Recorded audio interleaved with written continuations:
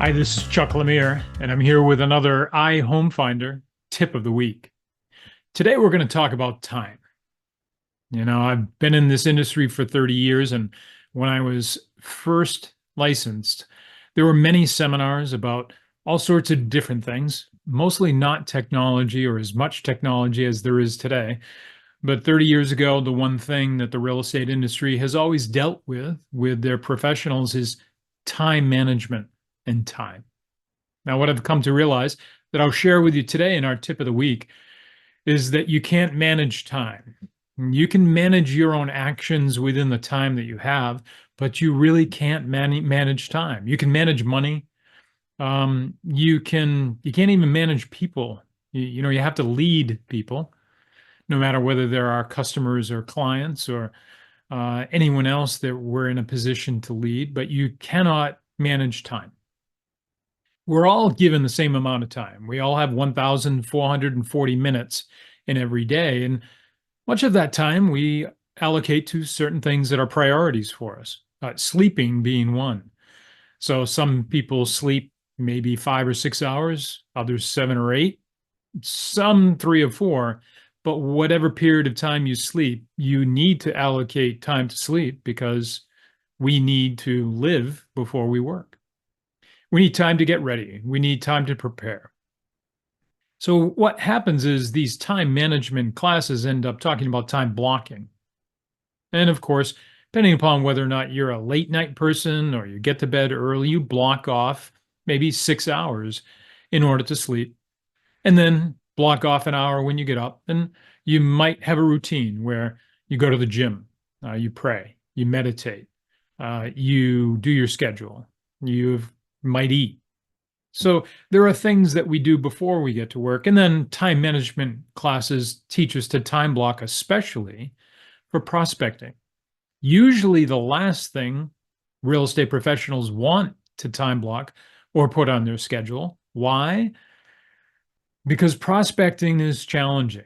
When we're calling people to ask them if they want to buy, sell, or invest in real estate, we know that we're going to be faced with a fair amount of rejection. We're going to have people say things that are not, oh my God, yeah, thanks that you called.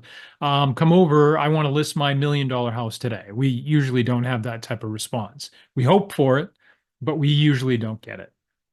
So we avoid prospecting. We put it off. So many agents, when they wake up and get to work, they do things like answer emails, texts, and unfortunately, search social platforms saying, "Oh, I have a lot of contacts and I get a lot of leads from these." Yes, you might.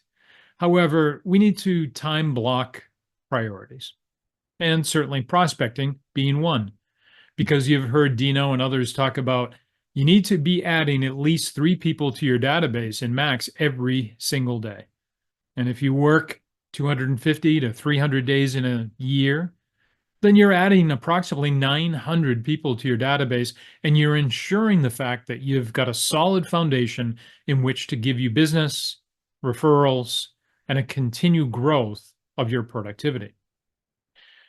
However, I've found that we can't block time for everything, because certainly we can't block time for sleep in the gym and then getting ready and then breakfast and then certain things during the day like prospecting, and then I'm going to return phone calls, and then I'm going to fit in appointments. Our days don't flow like that.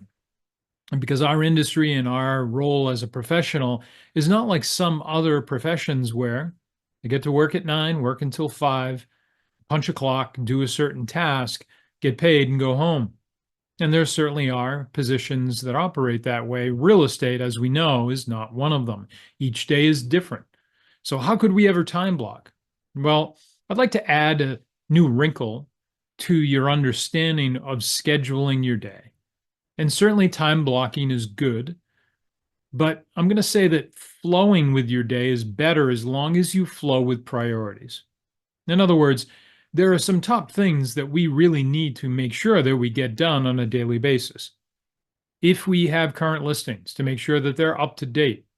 If we have transactions, making sure that they are moving towards closing and that documentation or inspections or anything that is occurring is either scheduled or being completed in order to make sure that the transaction is moving smoothly and towards closing.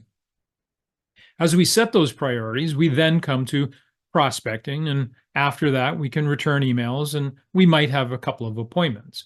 But if we flow with our priorities and simply do what we need to do, we'll find days where we might have hopefully 2 or 3 offers to deal with, and you're spending a fair amount of time with that first thing in the morning. However, we know that there are other days where we don't. So we need on those days to make sure that we work on prospecting and adding people because that's the next priority. And as we go down the list in things in priority, we come to lower dollar producing activities. And if we've completed everything and it's still 2 o'clock, then do what I used to do, stop working and go play golf. Because there needs to be time for ourselves as well, and rest, and recreation, and fun, and joy. However, what happens is, unfortunately, if we waste time, meaning if we don't prioritize and we include time thieves, then what we find is we feel like we're always working. Then we're not in balance. And then we feel like we're working too much. And then we burn out, crash, whatever term you want to put to it. And so we go through a very up and down cycle as opposed to a nice, smooth schedule.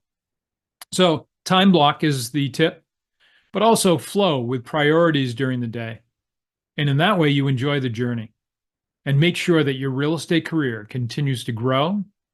The technologies that you employ, like Max, continue to support you, and you have continued productivity and continued growth of revenue for yourself, your lifestyle, and your family. Hope this tip of the week helps. I hope you have a great week helping people with one of the most important decisions they make in their life, where they call home. Good luck this week, and we'll see you next week.